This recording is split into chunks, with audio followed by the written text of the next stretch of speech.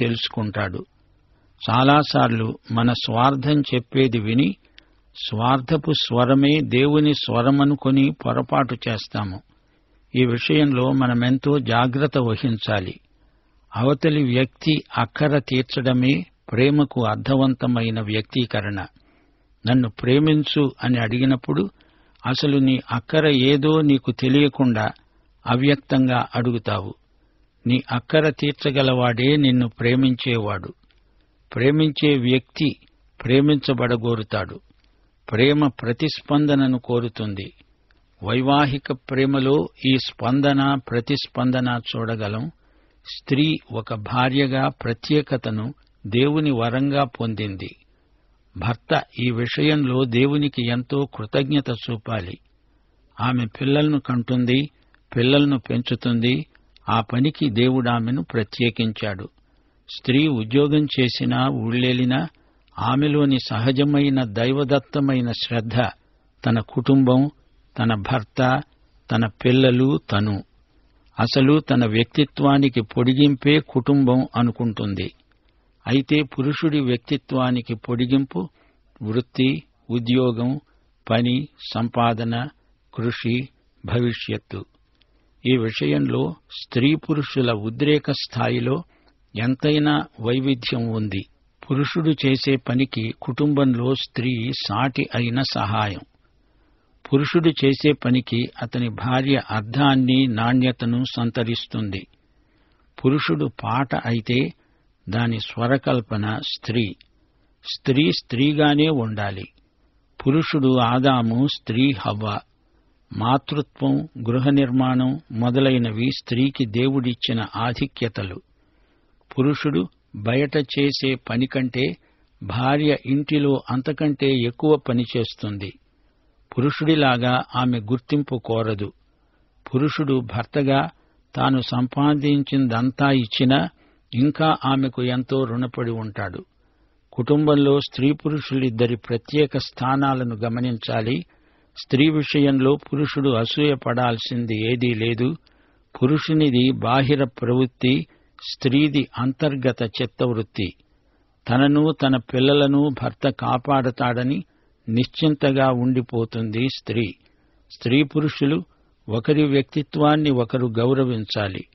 చిన్న పోరాటాలు గెలిస్తే చాలదు, పెద్ద యుద్ధంలో విజయం సాధించాలి. అది దేవునికి మహిమ. పిల్లలకు నీవు తల్లివేగాని నీ భర్తకు నీవు భార్యవు అనే సంగతి మరచిపోవద్దు. స్త్రీ యొక్క భావోద్రేకాలు ద్రవ పదార్థం లాంటివి. భర్త, తండ్రి, కుమారుడు, భార్య, తల్లి, కుమార్తె సమీకరణం గమనార్హమైనది. ఏదో సందర్భంలో ఈ మూడు మనస్తత్వాలు వీరిద్దరిలో ప్రతిఫలిస్తాయి. హవ్వ సాటి సహాయం, సాటి పోటీ కాదు. పురుషుడు నిరుత్సాహపడినప్పుడు స్త్రీ ఒక భార్యగా అతణ్ణి ప్రోత్సహిస్తుంది. పరస్పర సహకార ప్రోద్బలాల వల్ల వారికి ధైర్యము, నిరీక్షణ కలుగుతాయి. వివాహము జయప్రదమవ్వాలంటే భార్యాభర్తలు కలిసి ప్రార్థించాలి, కలిసి తీర్మానాలు చెయ్యాలి. ఇద్దరి జీవితం ఒక జాయింట్ బ్యాంక్ అకౌంట్ లాంటిది. తప్పు జరిగితే అది ఇద్దరిది. ఇద్దరికీ అందులో సమాన నైతిక బాధ్యత ఉంది. పరస్పర విమర్శలు, నిందారోపణలు మానేయాలి. భార్యాభర్తలు పరస్పర సంపూరకమైన వ్యక్తిత్వాలు గలవారు. భార్య యొక్క మానసిక, ఆధ్యాత్మిక అక్కరలు తీర్చవలసిన వాడు భర్త. మత్తయి సువార్త 6:33 దేవుని రాజ్యమును ఆయన నీతిని మొదట వెదికితే అప్పుడు ఇద్దరి అక్కరలు తీరతాయి అనే సూత్రాన్ని అక్షరాలా పాటించాలి. ఉద్రేకాలు దేవుడిచ్చినవే. వాటిని సవ్యంగా వినియోగించాలి, ప్రయోగించాలి. మార్కు సువార్త 3:5 యేసు వారి హృదయ కాఠిన్యానికి కోప్పడ్డాడు. ఆయన కోపం పవిత్రమైనది. మనస్సాక్షి వికాసం, అంతర్వీక్షణం, కృతనిశ్చయం, దైవకృప ఈ 4 మానవ జీవిత గమ్యాన్ని మారుస్తాయి. ప్రేమ అనేది కేవలం ప్రణయం మాత్రం కాదు. ప్రేమ కేవలం లైంగికీయం కాదు. ప్రేమ వీటికి అతీతమైనది. వివాహమనే సంబంధం దినదినం అర్థవంతం కావాలంటే భార్యాభర్తలిద్దరూ ఆ దిశగా కృషి చేయాలి. అపొస్తలుడైన పౌలు ఎఫెసీ పత్రిక 5వ అధ్యాయం 22-24 వచనాలలో ప్రబోధం చేస్తూ అన్నాడు, స్త్రీలారా, మీ సొంత పురుషులకు లోబడి ఉండండి. పురుషులారా, మీ భార్యలను ప్రేమించండి. ప్రేమించి లోబడండి, లోబడి ప్రేమించండి. సరే, రండి ఓ క్షణకాలం ప్రార్థన చేసుకుందాము.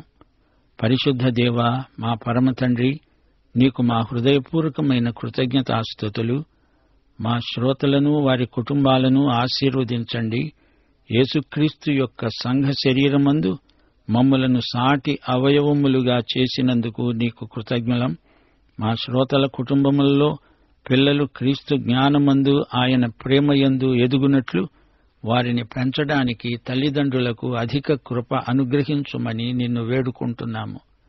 సిలువ వేయబడిన క్రీస్తునందలి విశ్వాసమును ప్రకటించడానికి కావలసిన ధైర్యమును బిడ్డలకు అనుగ్రహించండి. యేసు జెండా క్రింద, ఆయన పతాకము నీడలో యువతీ యువకులు పాపమును, లోకమును, సైతానును ఎదిరించే కృపాబలము వారికి అనుగ్రహించండి దేవా. క్రీస్తుకు నమ్మకమైన సేవకులై, సైనికులై యువకులు పోరాడునట్లు వారికి ఆత్మబలం అనుగ్రహించండి ప్రభు. ఆ దేశమందలి స్థానిక సంఘాలను ఆశీర్వదించు. నిత్య రాజ్యమును స్వతంత్రించుకోవలసిన సంఘబిడ్డలు తమ పిలుపునకు తగినట్లు జీవించాలని వారి పక్షముగా విజ్ఞాపన చేస్తున్నాము. మా దేశమును, దేశ ప్రజలను, ప్రభుత్వమును, పరిపాలకులను, మంత్రులను, అధికారులను ఆశీర్వదించండి. పాడి పంటలు గలిగి గ్రామాలు సుఖశాంతులతో అభివృద్ధి చెందాలని ప్రార్థిస్తున్నాము. నేటి వాక్య అధ్యయన ఆశీర్వాదములు మాకు దయచేయమని యేసుక్రీస్తు వారి శుభప్రద నామమున ప్రార్థిస్తున్నాము తండ్రి. ఆమేన్. ప్రియ శ్రోతలు, ఈరోజు మన పాఠం సావధానంగా వినండి. ఫరోకు కల వచ్చింది. దాని భావం ఎవరూ విడమర్చి చెప్పలేకపోయారు. అప్పుడు ఫరో ప్రక్కనే పానదాయకుడు నిలిచి ఉన్నాడు. తటాలున అతనికి జ్ఞాపకం వచ్చింది. చెరసాలలో తాను ఉన్నప్పుడు తన కలభావం చెప్పిన యోసేపు జ్ఞాపకం వచ్చాడు. ఆ సంగతి రాజుగారికి చెప్పాడు. రాజా, నేడు నా తప్పిదములను జ్ఞాపకం చేసుకుంటున్నాను. తమరు నన్ను, తమ ప్రధాన భక్ష్యకారుణ్ణి, మా ఉభయులను నిర్బంధంలో ఉంచారు కదా. అప్పుడు మేమిద్దరము రాజ సంరక్షక సేనాధిపతి ఇంట కావలిలో ఉన్నాము. ఒక రాత్రి నేను, నా తోటి సేవకుడు, మేమిద్దరం కలలు కన్నాము. మా ఇద్దరికీ వేరువేరు భావములు గల కలలు వచ్చాయి. అక్కడ ఒక హీబ్రూ పడుచువాడు మాతో కూడా ఉన్నాడు. అతడు రాజ సంరక్షక సేనాధిపతికి దాసుడు. అతనికి మా కలలను వివరించి చెప్పుకున్నాం. అతడు వాటి భావాన్ని మాకు తెలిపాడు. ఆ రెండు కలలకు అర్థమేమిటో, ఏమి జరగబోతోందో వివరించి చెప్పాడు. అప్పుడు మాకు ఏ భావం తెలిపాడో అదే భావం చొప్పున జరిగింది. నా ఉద్యోగం నాకు మళ్లీ దొరికింది. భక్ష్యకారుడు ఉరితీయబడ్డాడు. అతణ్ణి మానుకు వేలాడదీయించారు. అప్పుడు ఫరో యోసేపును పిలువనంపించాడు. వెంటనే భటులు చెరసాలలో నుండి అతణ్ణి త్వరగా రప్పించారు. యోసేపు క్షౌరం చేయించుకొని మంచి బట్టలు కట్టుకొని ఫరో వద్దకు వచ్చాడు. ఫరో పానదాయకుని సలహా ప్రకారం యోసేపును రప్పించుకున్నాడు. యోసేపు రాజ సందర్శనానికి వెళ్లడానికి సిద్ధపడుతున్నాడు. క్షౌరం చేయించుకున్నాడు. హీబ్రూ ప్రజలు అలా చేయరు. హీబ్రూ జాతిలో పురుషులు కొందరు నాజీరు వ్రతము పట్టిన వారున్నారు. వారసలే క్షౌరం చేయించుకోరు. మీకు జ్ఞాపకముందా? సంసోను నాజీరుగా ప్రతిష్ఠించబడినవాడు. అందాక ఎందుకు? అపొస్తలుడైన పౌలు కూడా నాజీరు అయితే తాను ధర్మశాస్త్రానికి వ్యతిరేకిని కానని రుజువు చేసుకోవడానికి కెంక్రేయలో క్షౌరం చేయించుకొని వ్రతము నుండి విడుదల పొందాడు. మరి యోసేపు ఎందుకు క్షౌరం చేయించుకున్నాడు? ఎందుకంటే ఈజిప్టు దేశంలో రాజుగారి ఎదుటికి వెళ్లడానికి తప్పనిసరిగా క్షౌరం చేయించుకోవలసిందే. ప్రభుత్వోద్యోగి మొదలుకొని సాధారణ ప్రజల వరకు ఈజిప్టులో ఆ విధంగా క్షౌరం చేయించుకొని తీరాలి. అది రాజశాసనం. అందుకని బలవంతం మీద యోసేపు క్షౌరం చేయించుకొని ఉంటాడు. అంతేకాదు, ఈజిప్టు వారిలాగే దుస్తులు కూడా వేసుకున్నాడు. ఆ రోజుల్లో ఈజిప్టు చెరసాల నుండి ఎవడైనా బయటపడ్డాడంటే చచ్చి బతికినట్లే. అది ఒక పునరుత్థానం లాంటి అనుభవం. యేసుక్రీస్తు పునరుత్థానుడైన తరువాత అన్యుల వద్దకు, యూదేతర దేశాలకు, విశేషించి మన దేశానికి వచ్చాడు, వస్తున్నాడు. అలాగే యోసేపు చెరసాలలో నుండి బయటికి వచ్చి ఫరో రాజు ఎదట నిలుస్తున్నాడు. ఫరో యోసేపుతో అన్నాడు, నేను ఒక కలగన్నాను, దాని భావము తెలపగలవాడెవరూ నాకు దొరకలేదు, కనిపించలేదు. నిన్ను గురించి విన్నాను. కల ఏదో చెప్తే దాని భావము తెలుపగలవని నాకు తెలుసు. అప్పుడు యోసేపు అన్నాడు, అది నా వలన కాదు. దేవుడే ఫరోకు క్షేమకరమైన ఉత్తరమిస్తాడు, సమాధానకరమైన భావం తెలియచేస్తాడు. గమనించారా? యోసేపు దేవుణ్ణి మహిమపరిచాడు. అలాగే దేవుని బిడ్డలు తమ సొంత గొప్పతనాన్ని ఉగ్గడించి చెప్పుకోకూడదు. దేవునికి చెందవలసిన మహిమ దేవునికి ఇయ్యాలి. ఆయన మహిమను మనం దొంగిలించకూడదు. యోసేపు తన దేవుడే కలల భావం తన చేత చెప్పిస్తాడని, అందులో తన గొప్పతనమేమీ లేదని, దేవుడే ఫరో కలలకు సమాధానపూర్వకమైన భావం చెప్పడానికి సమర్థుడని సాక్ష్యమిస్తున్నాడు. అప్పుడు ఫరో తాను కన్న కలను వివరంగా చెబుతున్నాడు. తాను ఏటి ఒడ్డున నిలిచి ఉండగా మంచి బలిష్టమైన ఆవులు 7 ఏటిలో నుండి రావడం, జమ్ము మేయడం, ఆ తరువాత నీరసించిన 7 ఆవులు చిక్కిపోయినవి, వికృతమైనవి పైకి రావడం, ఇదంతా ఫరో చెప్పాడు. వికృతమైన ఆవులు ఈజిప్టు దేశంలో అలాంటివి తాను ఎప్పుడూ చూచి ఉండలేదట. చిక్కిపోయిన 7 ఆవులు బలిసిన 7 ఆవులను తినివేశాయి. అవి వాటి కడుపులో పడినప్పటికీ అది తేటగా కనపడలేదు. అవి ఇంకా వికృతంగానే కనపడుతున్నాయి. అంతలో అతనికి మెలకువ వచ్చింది. ఆ తరువాత మరో కల.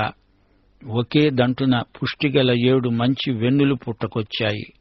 అంతలో గాలికి చెడిపోయి ఎండిపోయిన 7 పీల వెన్నులు అదే దంటుకు మొలిచాయి. ఈ పీల వెన్నులు మంచి వెన్నులను మింగివేశాయి. ఈ కలభావం తెలుపగలవారు ఎవరు?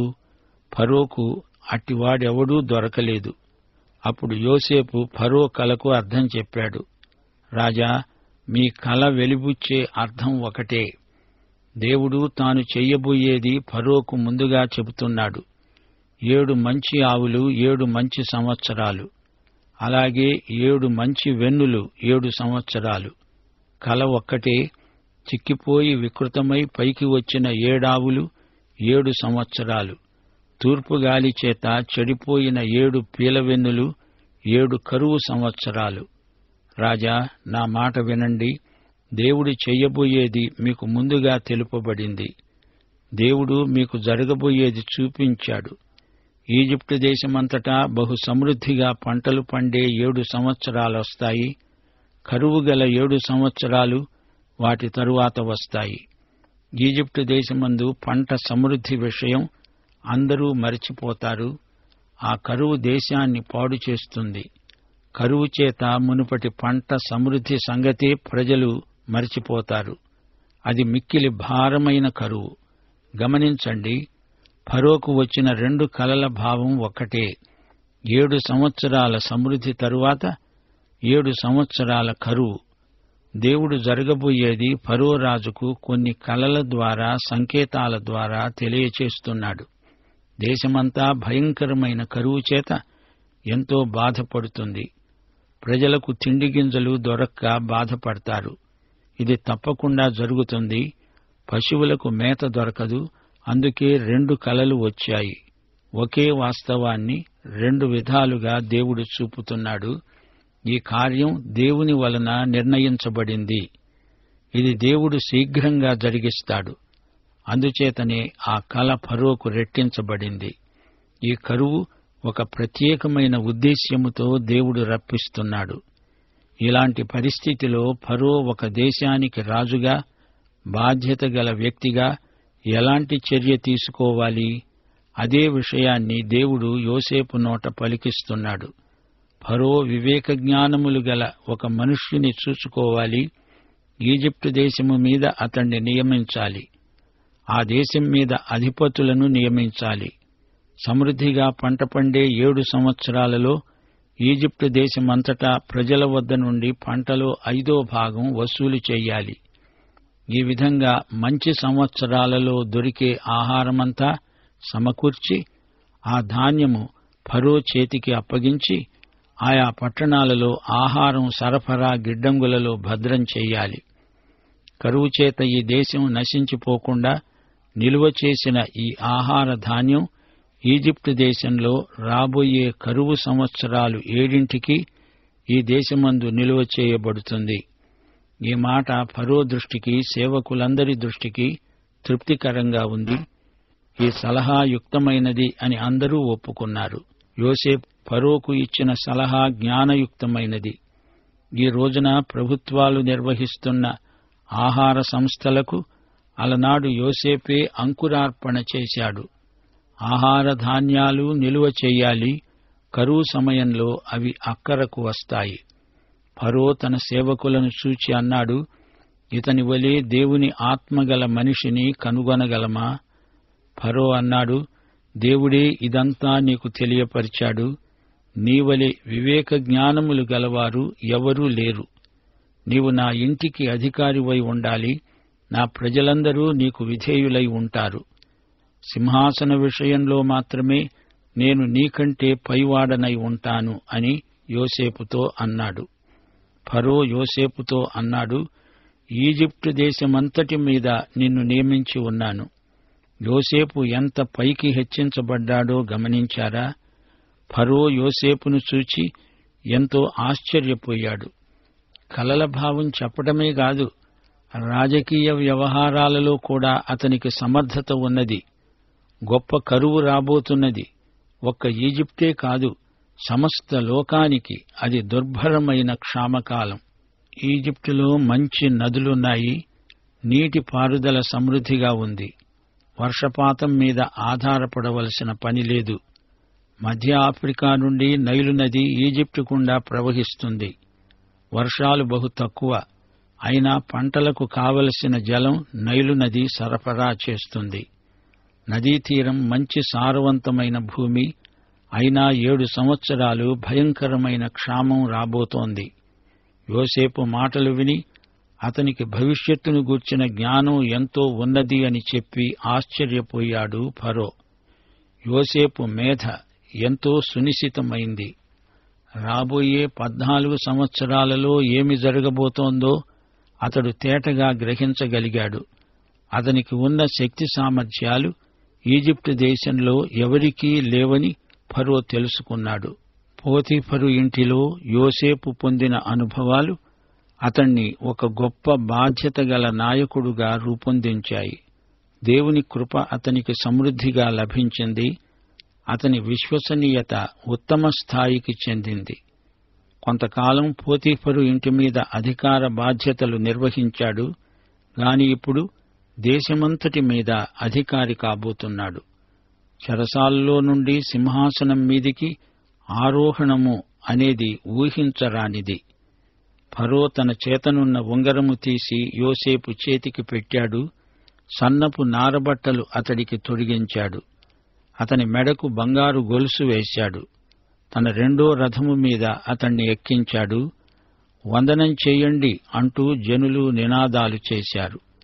ఈ విధంగా ఫరో అతణ్ణి దేశమంతటి మీద నియమించాడు. అది రాజముద్ర. అది ఫరో వేలికి ఉన్న ఉంగరం. ఆ ఉంగరం ముద్ర ఫరో సంతకంతో సమానం. యోసేపు ఇప్పుడు ఫరోకు ప్రతినిధి. యోసేపు ఏమి రాసినా దానిమీద ఈ ముద్ర వేశాడంటే అది ఫరో శాసనమే అవుతుంది. అతనికి అలాంటి అధికారం ఇవ్వబడింది. ఫరో యోసేపుతో అన్నాడు, ఫరోను నేనే అయినా నీ సెలవు లేకుండా ఈజిప్టు దేశమంతటా ఏ మనిషి తన చేతినైనా కాలినైనా ఎత్తకూడదు. ఫరో యోసేపునకు జప్నత్పనేహు అని పేరు పెట్టాడు. అతనికి ఓను యొక్క యాజకుడైన పోతీఫెర కుమార్తె అయిన ఆసెనతును ఇచ్చి పెళ్లి చేశాడు. జపనత్పనేహు అనే పేరు విచిత్రంగా ధ్వనిస్తున్నది. ఈ పేరుకు అర్థం రహస్యాలను, మర్మాలను బయలుపరచగలవాడు. యోసేపు బయలుదేరి ఈజిప్టు దేశమందంతటా సంచరించాడు. యోసేపు ఈజిప్టు రాజైన ఫరో ఎదుట నిలిచినప్పుడు 30 సంవత్సరాలవాడు. అప్పుడు యోసేపు ఫరో ఎదుట నుండి వెళ్లి ఈజిప్టు దేశమంతటా సంచారం చేశాడు. యోసేపునకిప్పుడు 30 సంవత్సరాల వయస్సు, అనగా అతడు ఇప్పటికి 13 సంవత్సరాలు ఈజిప్టు దేశంలో ఉన్నాడు. 2 సంవత్సరాలుగా చెరసాలలో ఉన్నాడు. ఇది పానదాయకుడు అతణ్ణి మరచిపోయిన కాలం. అంతకు ముందు 1 సంవత్సరం అదే చెరసాలలో ఉన్నాడు. పోతీఫరు ఇంట్లో 10 సంవత్సరాలు ఉన్నట్లు మనం గ్రహించగలం. ఈ 13 సంవత్సరాలు గడిపిన తరువాత అతడు అకస్మాత్తుగా దేశమంతటికీ ప్రధాని అయ్యాడు. ఫరో తరువాత అతడే ప్రాముఖ్యమైన వ్యక్తి. సోదరీ సోదరులారా, ఆలోచించండి. ఎందుకు ఫరో యోసేపును అంతగా హెచ్చిస్తున్నాడు? దానికి కారణం ఒక్కటే. దేవుడు యోసేపునకు తోడై ఉన్నాడు. దేవుని హస్తం యోసేపును నడిపిస్తున్నది. యోసేపు సోదరులు అతన్ని నాశనం చెయ్యాలని చూచారు. కాని అదంతా అతని మేలుకే దోహదపడింది. మరో రహస్యం ఇందులో ఇమిడి ఉంది. ఈ ఫరో హైకోస్ వంశానికి చెందినవాడు. వీరు అసలు ఈజిప్టు దేశానికి చెందినవారు కారు. అరేబియా అరణ్యాల నుండి వచ్చిన ప్రజలు. వీరు ద్రిమ్మరులై తిరుగుతుంటారు. ఒకచోట స్థావరమంటూ ఉండదు. అందుచేత యోసేపు పరాయివాడు అని ఫరో అనుకోలేదు. ఆ మాటకొస్తే తను పరాయివాడే. యోసేపును ఎంతో ప్రేమించాడు. పైగా ఈజిప్టు వారిని కొన్ని ఆంతరంగిక విషయాలలో నమ్మలేకపోతున్నాడు. అయితే ఈ యోసేపు ఎంతో నమ్మకమైన వ్యక్తి అని రుజువైంది. యోసేపు తనకు ఎట్టి పరిస్థితిలోనూ ద్రోహం చెయ్యడు అని నమ్మాడు. ఏది ఏమైనా ఫరోకు యోసేపు పైన వల్లమాలిన అభిమానం, ప్రేమ పుట్టుకొచ్చాయి. యోసేపు కూడా ఫరో నమ్మకాన్ని వమ్ము చేయలేదు. తన వ్యవహార దక్షతను నిరూపించుకున్నాడు. అయితే రానురాను హైకోస్ వంశీకులు ఈజిప్టు దేశం నుండి బహిష్కరించబడడం జరిగింది. నిర్గమకాండం 1వ అధ్యాయం 8వ వచనంలో చెప్పబడినట్లు యోసేపును ఎరుగని ఫరోలు రాజ్యానికి వచ్చారు. హీబ్రూ ప్రజలను అప్పటి ఫరోలు హింసించారు. యోసేపు మెడకు ఫరో బంగారు గొలుసు వేశాడు. ఇది కూడా రాజ్యాధికారానికి సూచన. ఓను అనే స్థలంలో ఒక యాజకుడున్నాడు. అతని కుమార్తె పేరు ఆసెనతు. ఈ పేరుకు అర్థం నతు అనే మినర్వా దేవతకు ప్రతిష్ఠించబడినది. ఈమె ఒక అన్యురాలు. ఈ విషయంలో కూడా యోసేపు యేసుక్రీస్తుకు ముందు గుర్తు. యోసేపు పెండ్లాడిన వ్యక్తి ఏ విధంగా అన్యురాలో, అలాగే యేసుక్రీస్తు తన ఆధ్యాత్మిక వధువును, పెండ్లి కుమార్తెను, అనగా సంఘాన్ని అన్యజాతుల మధ్య నుండే ఏర్పరచుకుంటున్నాడు. ఇక్కడ మరో సత్యం మనకు కనపడుతున్నది. ఫరో ఎదుట యోసేపు నిలిచినప్పుడు యోసేపు వయస్సు 30 ఏండ్లు. అలాగే యేసుక్రీస్తు తన బహిరంగ సేవను ప్రారంభించినప్పుడు 30 ఏండ్ల వయస్సు గలవాడు. యోసేపు తన 30వ ఏట ఈజిప్టులో పరిపాలన ప్రారంభించాడు. 7 సంవత్సరాల సమృద్ధి కాలం, రాబోయే కరువు సంవత్సరాలకు ధాన్యం సేకరిస్తున్నాడు. సమృద్ధిగా పంట పండింది. 7 సంవత్సరాలలో భూమి బహు విరివిగా పండింది. ఈజిప్టు దేశం నుండి ఆహారమంతా అతడు సమకూర్చి ఆయా పట్టణాలలో దాన్ని నిల్వ చేశాడు. ఏ పట్టణము చుట్టూ ఉండే పొలము యొక్క ధాన్యము ఆ పట్టణంలోనే నిల్వ చేశాడు. గమనించాలి, పట్టణాలలో ధాన్యము నిల్వ చేయడం ఎందుకు? పట్టణం నుండి అయితే రవాణా సౌకర్యాలుంటాయి.